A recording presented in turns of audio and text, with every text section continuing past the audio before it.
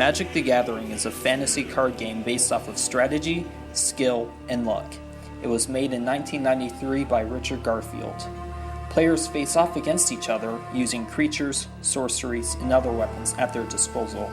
These duels are staged in what is called the multiverse, a huge expanse filled with different planes of reality. These range from the endless cityscape of Ravnica to the chaotic world of Zendikar. In the world of magic, there are powerful beings known as planeswalkers, powerful mages who can traverse the vast expanses of the multiverse. The cards of Magic are characterized by 5 different colors. Red symbolizes passion, freedom, and aggression. Green symbolizes growth, nature, and power. Blue symbolizes intelligence, technology, and deception. White symbolizes peace, purity, and order, while black symbolizes death, greed, and selfish power. I feel like the biggest way that it's evolved has been the relation between the game and its settings and its flavor. That in those early days of Alpha, the game was just fantasy from all over. It took inspiration from a lot of Western fantasy. There's random things in Alpha like Ahmadi Jinn, but it wasn't trying to present initially this coherent setting. Then it spent years, exploring settings, but over time it evolved back and forth between whether sort of flavor was leading the design of the game or whether it was much more mechanical, whether you're playing mechanics like Echo that really have no flavor. There's no narrative that you can tell yourself when you play an Echo creature you need to pay. Mechanically, game design, fine, but even in the 4.5 years that I've been at Wizards, the amount that we are integrating our storytelling with our game design, it just keeps increasing and increasing. And now with Origins and Battle for Zendikar and definitely future sets, we're just getting more and more of that integration where we want this feeling that the game is a story, that you are getting these flavor connections as you're playing game, and that it's this integrated experience where it feels like you fall in love with a card. I started playing when I was in middle school. I played with a couple of friends. I remember going into, there was like a old magic shop in the mall near me, and I went in there and I picked up some cards and I didn't know what I was doing. It was just like having a good time at the lunch table and that kind of thing. So that was fun. And then I stopped playing for a while, and then I got back into it maybe, probably like 5 years ago now. I never made it out to shops to play regularly. I was a little young. My parents weren't interested in driving me back and forth to the shop. So I just played with some friends of mine, if we were hanging out on the weekend or at lunch was a big thing. We would play lunch. Actually, just last week, somebody that I used to play Magic with in middle school and hadn't seen since then came into the shop, and we sort of recognized each other and chatted for a bit. It was kind of funny. But yeah, they were just like friends at lunch, that kind of thing. So the stars. Leave your vial right now. I like it. It was so different in terms of that kind of thing. I mean, I was at such a different point in my life, right? I was in my early 20s, and it was just a couple of friends of mine and I actually never really got that involved in the overall Magic community until I started working here. We just got together and we played in a bar, the Charles Village Pub. We used to play on Monday nights. Every now and then it was like me and maybe anywhere between 4 and 8 friends would just hang out and do that. It's at half price on appetizers that night. So. Best set, I would say, is Innistrad. I mean, personally, I love all of the specific tropes that hits there. That's one of those where the flavor was just knocked out of the park, with evil twin and the werewolves all transforming, and there's double-faced cards. There's so many storytelling opportunities, and that's something that, Magic's always had these cards where, things shift and something, you reach game state, you mechanic, the card gets better. But to see that transformation and get to have the story happen, became so much more real when we had that visual storytelling there too. I've given my all and it wasn't enough.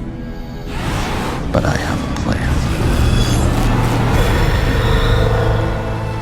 I've done the one thing my opponent could never do.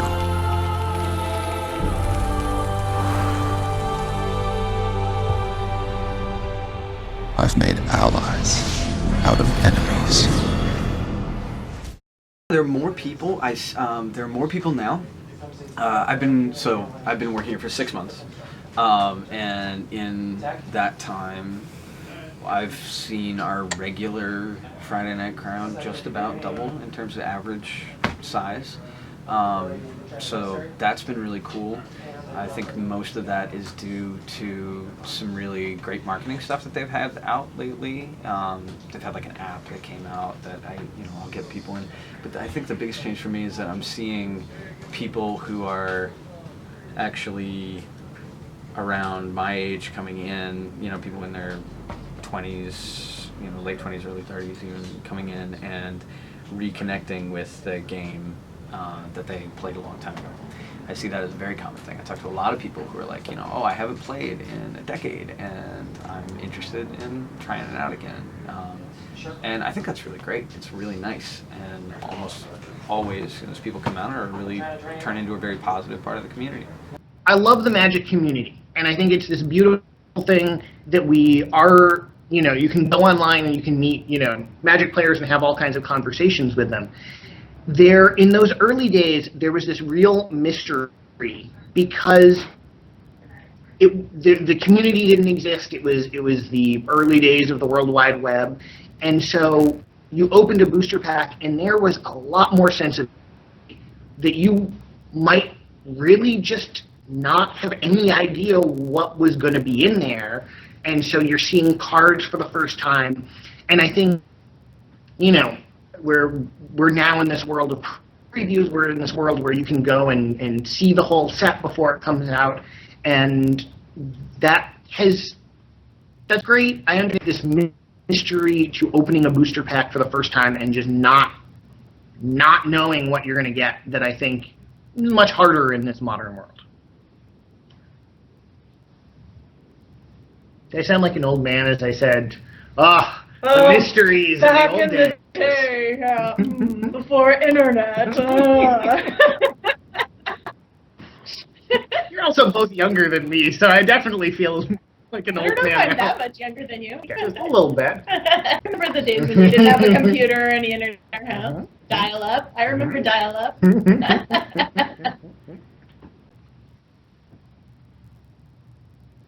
When chat rooms were actually a thing. Oh my gosh, I'm sorry.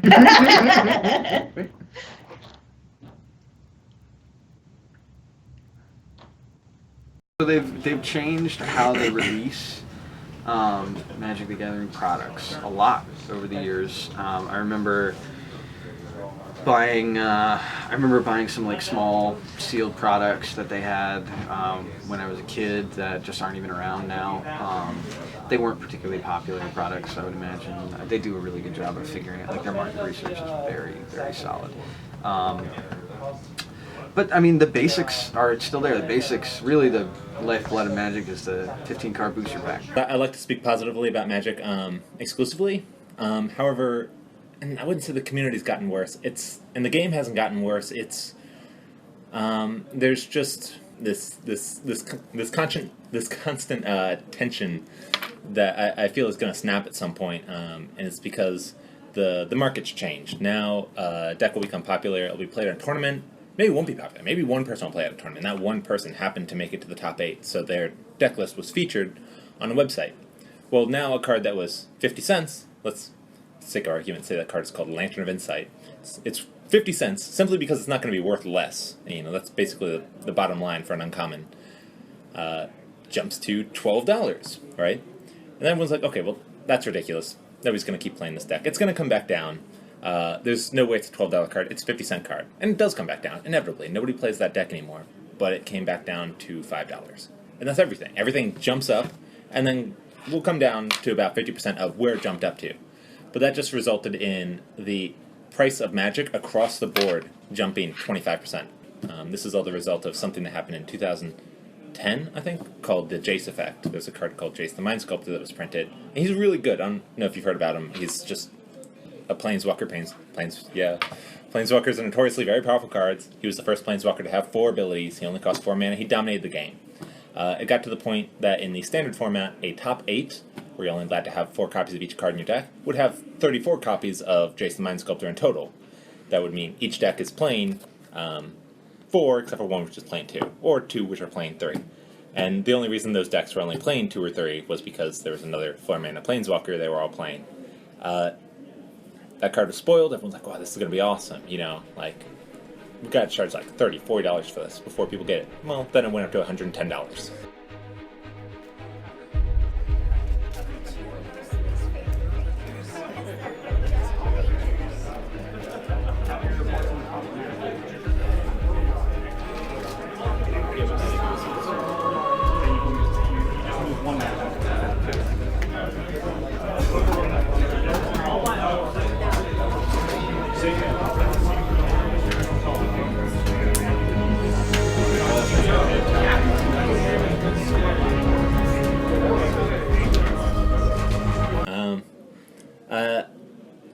I'll just go with what I'm dealing with around this time. We have, the holidays are coming up. A lot of people are coming in. They're trying to figure out what gift they can get for their nephew, their grandchild, or something. When it comes to children and talking to adults about why they should buy the game for their children, I talk about how much the game can teach you.